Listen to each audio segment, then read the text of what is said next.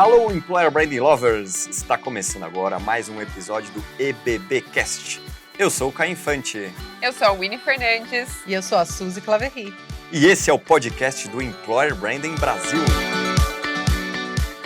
Alô, Employer Branding Lovers! Está começando mais um episódio do EBB Cast, um dos 15 maiores podcasts de carreira do Brasil. Não sei não se a gente já não está no top 10, viu? Tô achando, tem que ver aí com as meninas depois se a gente já está nesse top 10, porque graças a vocês, os nossos 40 mil EB Lovers, as nossas centenas e milhares de pessoas que nos escutam e nos assistem, né, semanalmente aqui no nosso podcast, muito orgulho, muito carinho que a gente faz aqui. Então, muito obrigado a todos vocês. Hoje eu estou sozinho aqui e vou falar, Suzy e Winnie vão perder convidado mais do que especial aqui, mas antes de trazê-lo à cena, como é comum, vamos dar os recados paroquiais, já que a Winnie não está aí. Winnie, o que está rolando? Geralmente é assim. Olá, pessoal! Então, o que ela falaria para vocês? Não deixem de curtir, comentar, marcar o sininho, quem está assistindo no YouTube, coloca lá, inscreva-se no canal. Quem está no Spotify, no Deezer, enfim, outra plataforma, pula lá para o YouTube também, porque tem outros conteúdos que às vezes só estão lá, outras palestras, eventos, enfim, que estão todos gravados lá, mais conteúdos para vocês. A comunidade exclusiva da Employer Branding Brasil está bombando, encontros quinzenais com conteúdos bem exclusivos, palestras, mentorias, enfim, muita coisa legal já está acontecendo, já está rolando. Se você entrar agora, depois, você não perdeu nada, você perdeu ao vivo, mas os conteúdos estão lá gravados, exclusivos para quem faz parte da comunidade. Tem muito encontro ainda esse ano e no próximo. Então, mais uma vez, Employer Branding Brasil, levando conteúdo de primeira para vocês. Legal? Então, vamos lá, sem mais delongas. Hoje eu estou aqui com um convidado internacional. Uau, hein? Employer Branding Brasil, é do Brasil para o mundo. Aliás, aproveitando, quem não acompanhou, a gente lançou agora, recentemente, uma parceria aí para Portugal e para a África. Tem muita coisa boa ainda aí no segundo semestre, aguardem. Então, vamos lá, hoje o papo é em inglês. Hoje aqui a aula é dupla, é Employer Branding em inglês. Então, prepara os ouvidos, quem estiver aí no YouTube é só ligar as legendas, e bora lá, porque o conteúdo aqui é de primeiro, conteúdo inspirador, conteúdo global. Estou aqui com o Chris, Mr. Chris. Hi, how are you doing? I am good, and you? Yeah, good, thank you. Thanks for the invite. It's great to be here. Great, all the way from London. So, hey, Chris, you know how we do it? So it's Chris by Chris. Tell our audience who you are, what you do, where you come from, blah, blah, blah. Thanks for being here. I'll try and keep it short. Yeah, it's so my name is Chris LeCant Harwood. I've been in marketing world for over 20 years now. Most of that has been in the agency world. So I spent a lot of time at one of the Havas agencies, Havas People, but I spent a bit of time working for a media company, Time Inc. We have lots of massive media titles, working in the social media world there. And I've worked for another education employee marketing agency called SMRS. But 3 years ago, I decided to set up my own business called the Content Marketing Pod. So my background is very much like a combination of integrated marketing management. But then I moved into, at the beginning of last decade, I moved into social media. I set up a social media team at Havas People, and that kind of evolved into social media and content marketing. So yeah, nearly 3 years in my own business, which I'm really enjoying for sure. I can bet. Great. So again, a pleasure to have you here. International podcast. So Employer Branding Brazil taking that kind of content and talking about content. That's what you do, right? Content marketing. I think that's something pretty new to our market. So I would like you to explain better what's content marketing, what to do. I mean, what's the strategy behind? So explore a little bit more what content marketing is, its use, etc. Please. I think content marketing is the answer to the question: what if the people I want to join me are not looking for me? What if they are happy in their job, What if they are not even a passive job seeker? We have this term, passive job seeker, in England, and that suggests that someone is even when they're not looking for a job, they're kind of still looking. So the idea of content marketing is, what content can we put in front of the people we want to hire without selling to them? So, for example, if it's looking at content marketing to kind of create content that's going to help people do what they do better by listening to people's opinions, by listening to people's stories, and listening to their advice. And the same applies for the consumer world as well, and the education marketing world. There's a lot of throwing products at people online in particular. We need to be in a certain place to sell our organization, to sell our product. So what do? We just talk about ourselves all the time.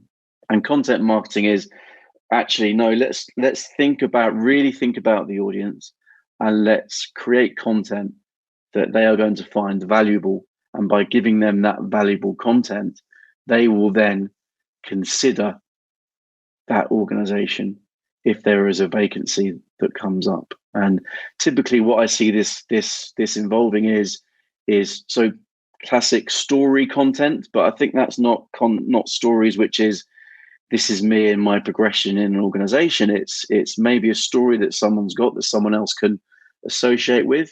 So, like, for example, a working parent, for example, or someone who's just starting out in their career. They're stories that someone can aspire to, or stories that someone can associate with, and that creates a connection between the brand and the person you're giving that content to. But also there's opinion. And I think opinion is a really important piece, because if we want to work with people, like-minded people, and people are going to help us do our best work, then they have opinions that we want to hear about. So content marketing is about pulling on those opinions that people have, that expertise that people have. And by doing that, someone goes, okay, well, I might consider working for this organization in the future. So it's not really about selling the organization. It's more about, selling the stories, opinion, and advice of the people working for that organization. Yeah, this is great. We have our course here, and something that I tell people all the time, and even in events, etc., I tell you with having like a content marketing strategy, and of course we're going to explore that here much better. You run away from the post and pray strategy, right? Where actually you just do something there, and then you pray to get the best candidates like that connected to the organizations. So I mean, there is methodology. I mean, there's ways to do that. And the passive job seeker, or even people, and I think that's a challenge a lot of companies have, not only in UK, not only in Brazil, but all over, is that the people that they really want to hire, they are already hired, right? They're already working somewhere. Yeah, exactly. Yeah, and they are happy. Exactly. And they're not looking for a job. And even if you go knock their doors, they're not going to even get back to you. So tell us more how to promote, or how to actually connect stories, or how to do the content marketing strategy for employer branding.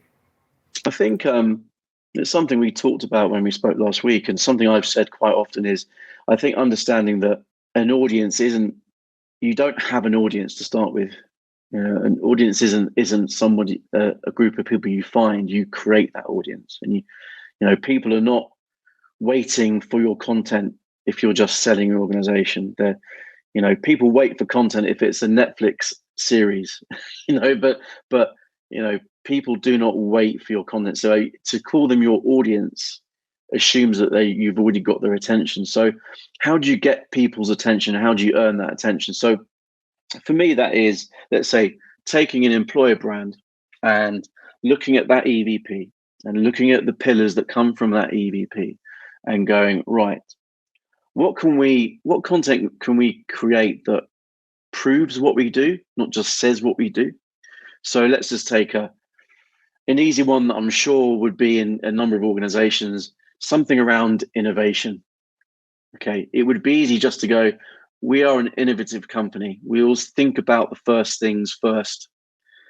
before anyone else. Well, what actually is more interesting is perhaps someone talking about, maybe some colleagues talking about blockchain, or talking about how the role of blockchain in buying media, in the future. There's that, for me, that proves innovation in an organization.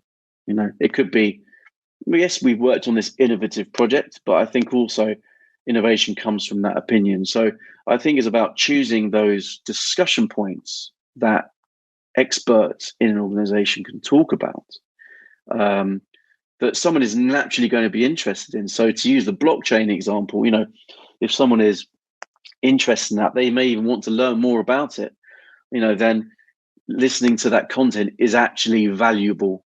Valuable content, I think brands often see it as being, well, we're going to give them a product or give them a vacancy. That's the value. They're going to get value from that. Well, yes, but also it's, what can you do to help that person take that next step in their day, or in their career. So I think looking at the pillars off the back of the EVP and going, well, what content can we create off the back of this?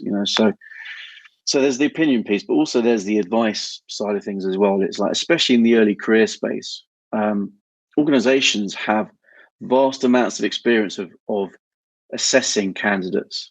So they are absolutely in a very good position to provide advice on how people should prepare for the world of work if they're taking their first steps, but also how they should prepare for their application. Because I've heard it a lot over the years where a recruiter goes, well, I wish they'd researched us more. I wish they really knew about our organization before they even, started on the journey. Well, yes, there's the internet and they can do that themselves, but actually sometimes people don't know what they don't know, so give that advice, and so I think by looking at your employer brand, you can come up with content that is about, whether they join us or not, what content fits those pillars and fits our EVP.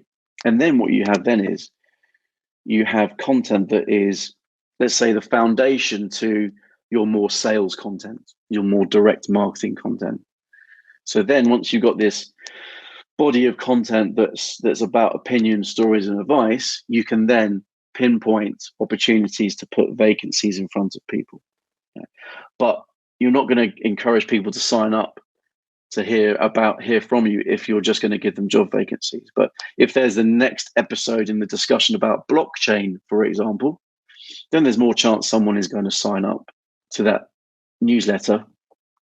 And then you can then start putting in, job vacancies in between that. So I see it as being a pyramid, really, of content that is kind of content marketing content first. And then at the top of it is basically that, as we say in England, kind of the tip of the iceberg, the cherry on top of the cake, which is then the vacancies. Because when people you've got their attention, then they might start to think, I would consider a vacancy if they put it in front of me. So it takes a lot of time and effort to do. But there are ways of starting out and doing it bit by bit, rather than just having to do it across the whole organization and across all of your recruitment practices. Just as I'll say that, it reminds me of a statistic. Actually, it's the reason I set up my employer content marketing podcast, is because a few years ago, Gallup did a global workforce. Was it State of the Global Workforce research paper, and it said that 85% of employees aren't engaged or are actively disengaged at work, and that equaled seven. I need to check the numbers because it's massive. I'm not sure about it. It's $7 trillion in lost productivity. So you can't take a chance on just throwing vacancies at people and hoping that you hope that they take it because you're desperate to hire, and they hope that they offer it to you because they're desperate for a job. That's not good for any relationship. So So I think content marketing very much is the answer to making sure that 85% goes down, decreases significantly, because more people should be able to be doing the jobs that they actually, enjoy. Yeah, enjoy totally. doing. I totally agree. That comes back to the post and pray, right? So you make like a single post, or even worse, when you just actually show the position or the job description itself without telling the whole story, right? Sharing your values, what you do, how you do, showing your people, diversity, blah, blah, blah. And people, as I said, they're going to go for, they want to know, they want to create connections, right? So I think that's probably the role of content marketing. A question here, another one. How does that connect content marketing to recruitment marketing, to storytelling? There are all those beautiful, nice words that we in Brazil use as well. But what are the difference and how they connect when it comes to like a broader employer brand strategy? I suppose it goes back to that thing about looking at the EVP and looking at those pillars. I think if you have that, if you have your employer brand strategy in place, then you've got your starting point. I think as well as just the pillars, I think a big thing is just as well as just the EVP and the pillars. I think there's just, you've got the people. You find those people that can have those conversations, and you choose certain topics that you think are going to be relevant, for say a particular area of recruitment. Because what you can do is, if you're wanting to start rolling out content marketing in your employer branding and recruitment marketing communications, you could choose an area first. So let's take technology, so you go, let's look at technology. Let's choose some people that can be involved in this kind of content program, and let's think about the vacancies that we want to advertise. But let's kind of leave that to the end, and let's go, what kind of things do we say in our job descriptions about the people we want to hire? What things do we say in our job descriptions about what we stand for as a company? Choose the people that absolutely tick those boxes and are shining examples of that, and just get them talking. What I see is you'd want a hiring manager to have someone working with them to basically go, can you find me people that we can talk to? Then what you do is you go, let's do a podcast. Let's do a series of Zoom style conversations. Let's do some live streams. Let's do some content that is going to be right. Let's look at some opinion-based content. Going back to the blockchain example, for example, let's look at also story content as well. Now that story content might well be, let's say there's a employer brand pillar which is around facing challenges. So great. I did something with a client actually like this quite a few years ago, which is, okay, well, let's get them telling a story about a big challenge they faced in their life and how they overcame it. Now, there's no actual mention of the job vacancy at all in that content. In fact, I even had someone who was proofreading that content for me, saying, it's not selling the job vacancy. Is there something wrong with this? So, no, that's not. We can direct people at the end to, the career site, but it's not, it's not a mistake. So I think as well as the stories, then it's going, okay, for this area of recruitment, what advice can we give people? So to use tech as that example, it would be, okay, so we're looking for people who want to, maybe they're ready to make the step into a leadership position. So we can assume that they're not going to have learned everything. They're not going to be ready by the time they join the organization. There's things they need to learn. So what content can we create that's going to help them understand what they need to learn while they're going through the recruitment process, but also when they start the organization? Because otherwise you're expecting people to, what they say, hit the ground running, which I think is a bit unfair, because if you're wanting to hire people that can grow in their role, then are they ever hitting the ground running? There's this assumption that people think that people have to be perfect when they join. We're always learning. So I think that category of content focused on advice, I think is really important.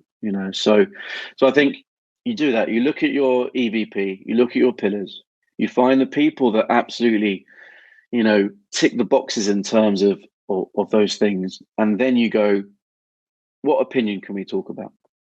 What advice can we give? And what stories can we share? And then once you've created that content, you then put in vacancies amongst that content. And actually from that, to make that, to kind of roll that out as well, there's a way of doing it where you don't have to create lots of content to start this.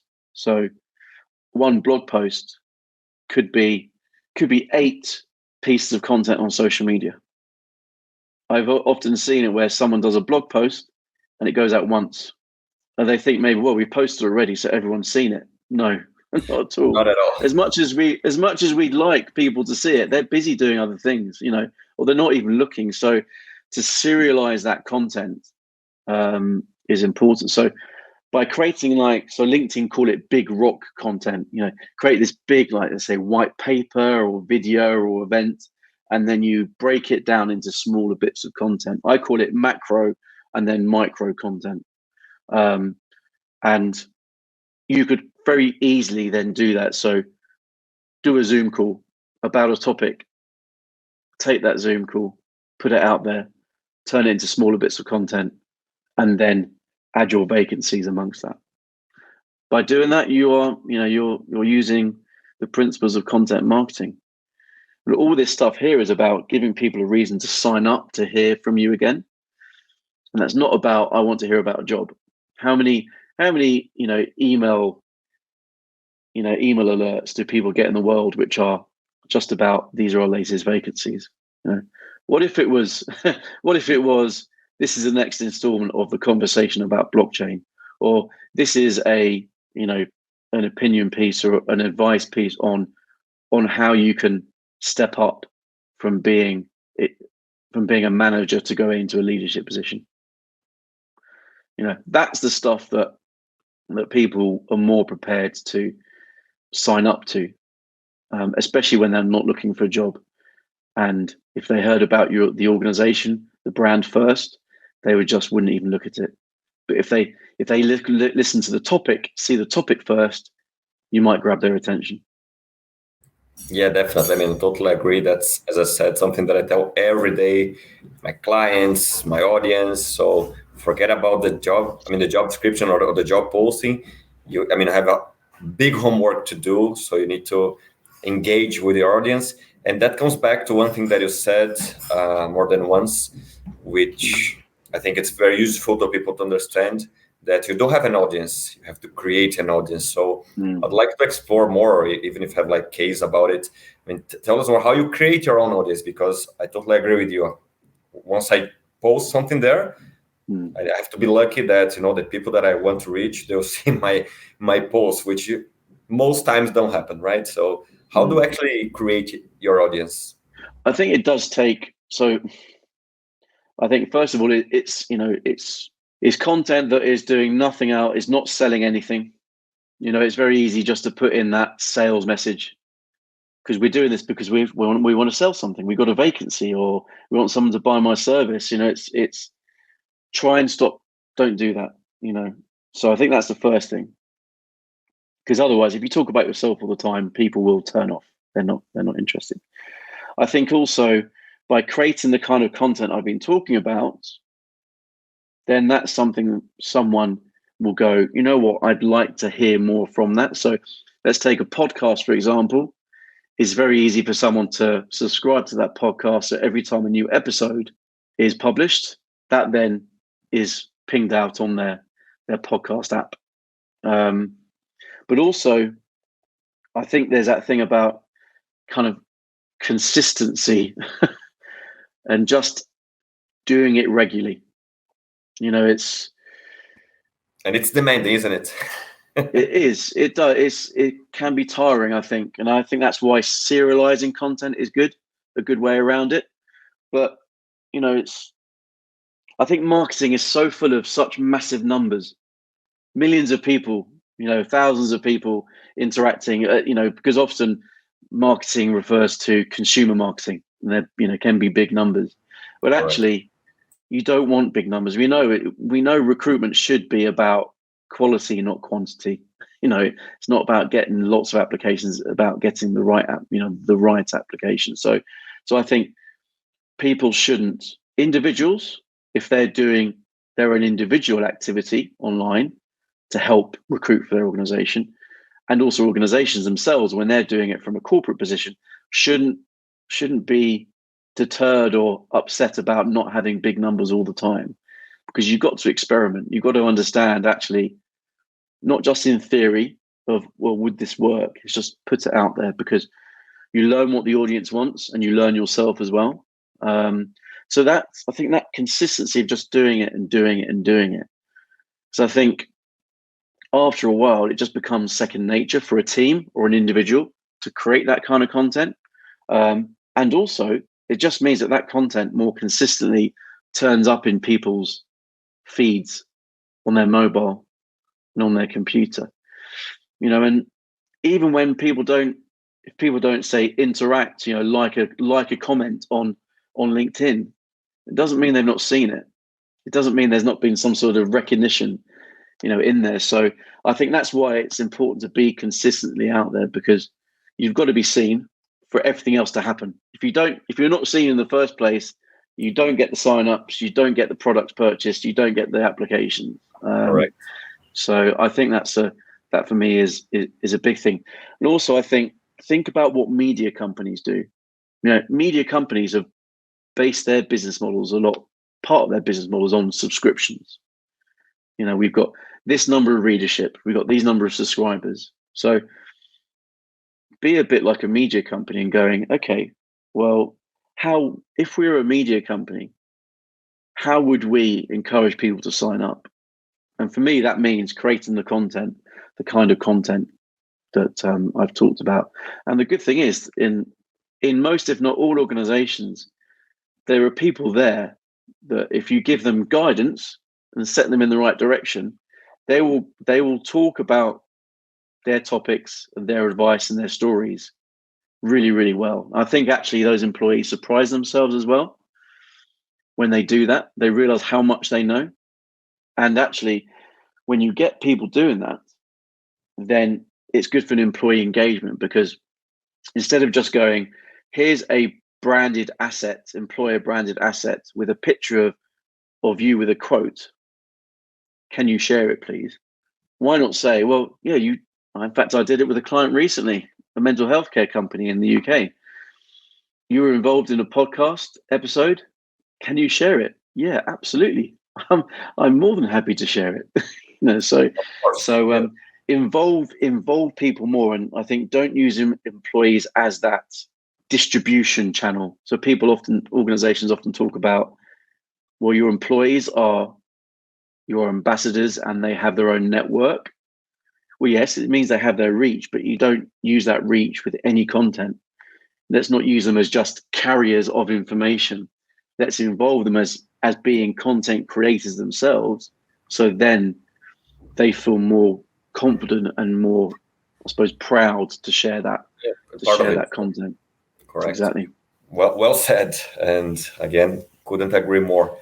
How hard it is to do that? So what kind of structure, what kind of people, knowledge, money, I don't know. Money, I mean, companies don't have money to get started. Of course, the more evolved you get and the more mature you are with employer branding, of course, you have money and budget to eventually hire agents to do that. But let's say, and most of our audience, they're getting started with employer branding.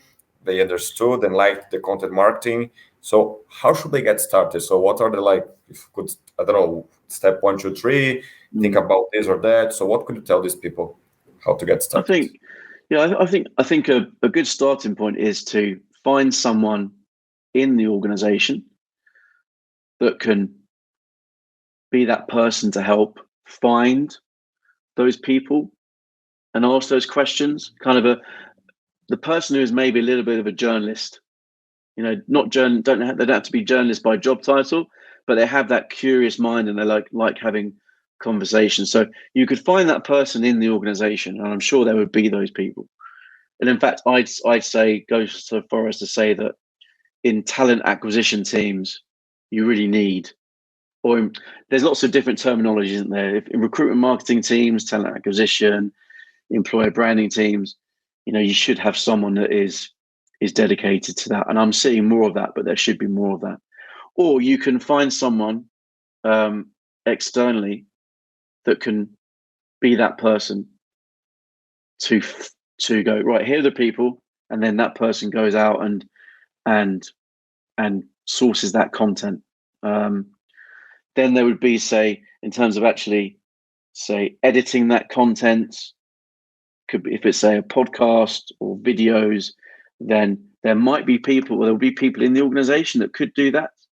Or again, what you could do is you could use, there's plenty of content producers out there that can, audio engineers, videographers that can do something. Or you talk to your agency and go, well, I want to do something. Now, I think it's always good to start from a small starting point.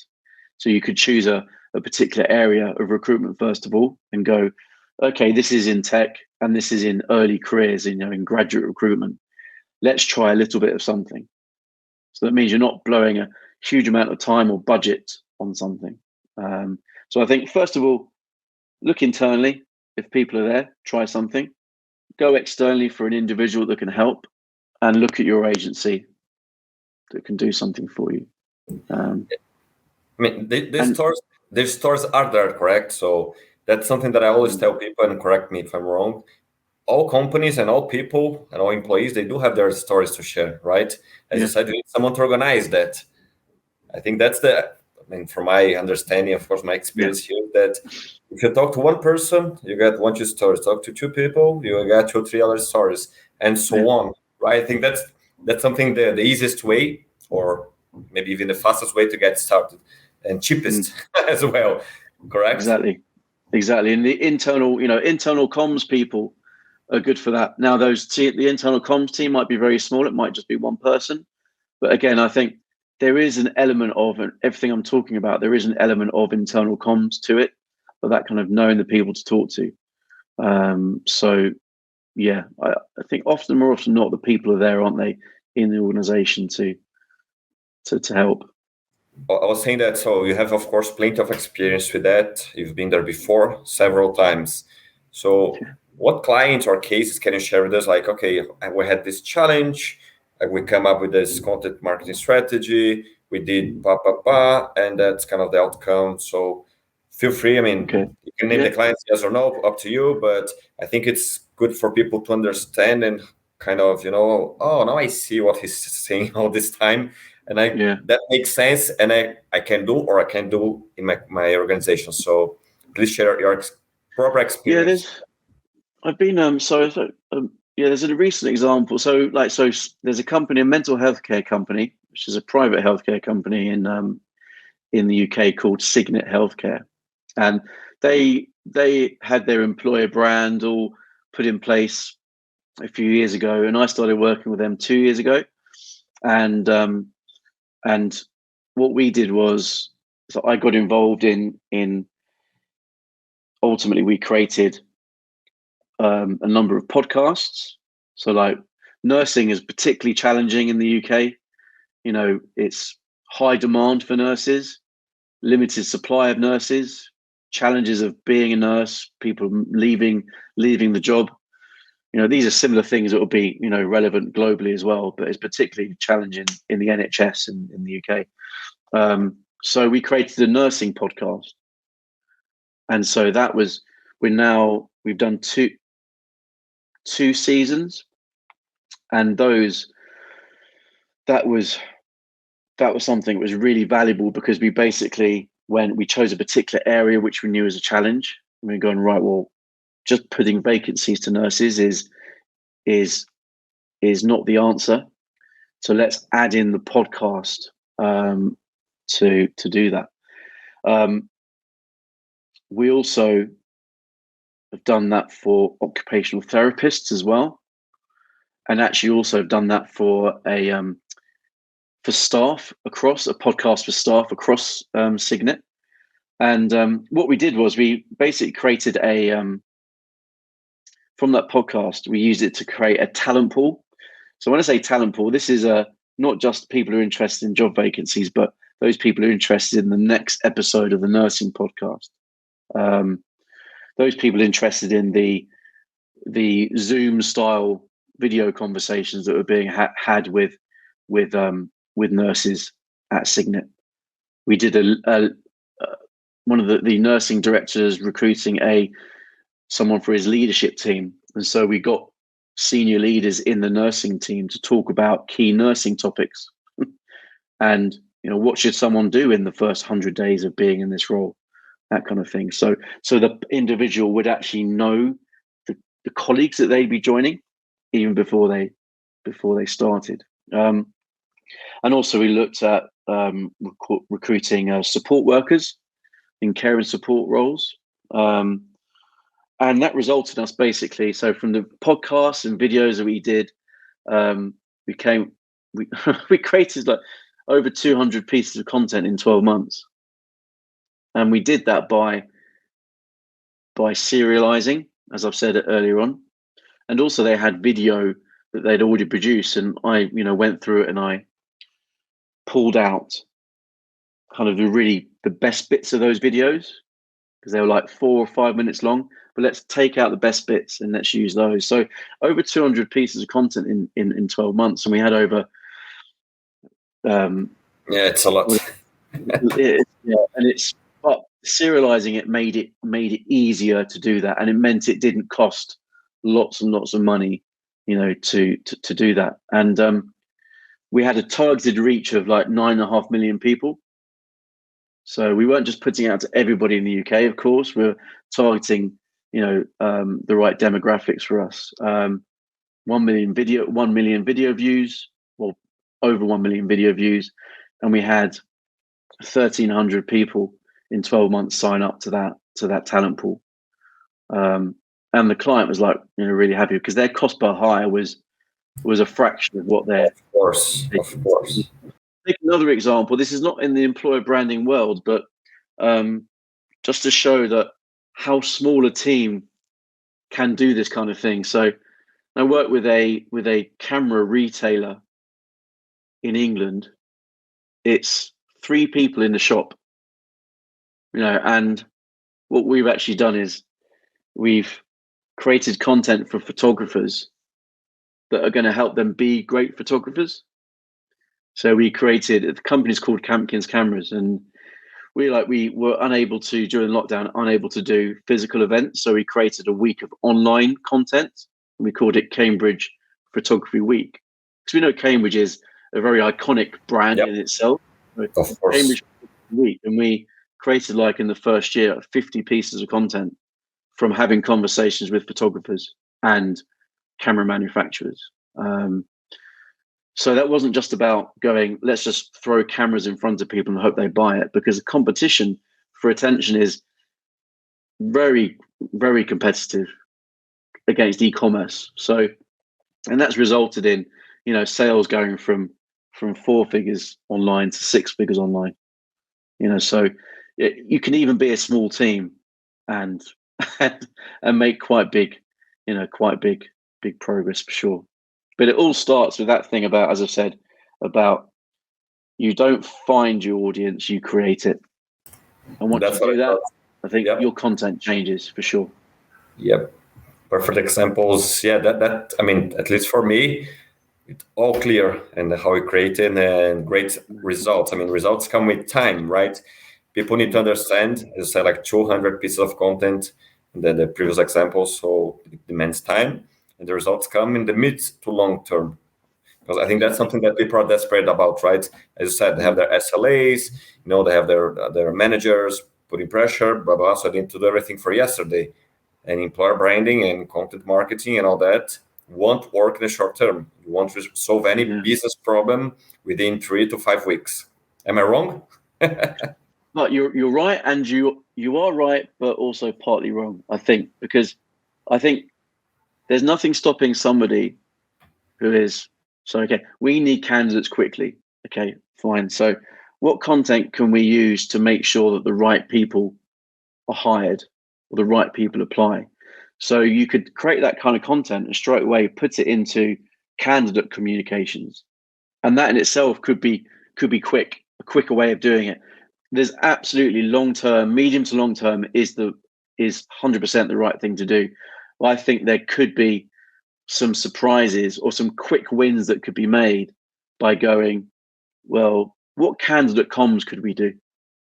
If we already got people who've signed up, let's give them some content that actually might surprise them, and uses the techniques that I've talked about. So it might be sometimes that the results can be quick, but I think if it's to be successful in a proper part of your marketing, you're right, it needs to be medium and long term. Yeah, you need to commitment create, for sure.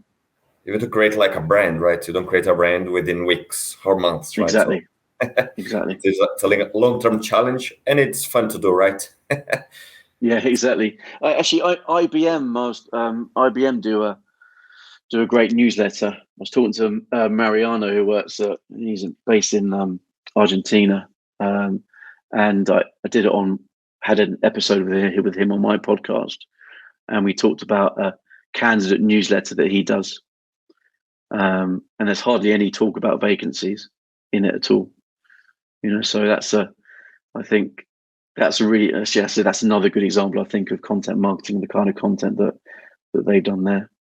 Beautiful, great story as well. I could be here forever. Yeah. Yes. We have spoken before. We'll speak, of course, more in the future.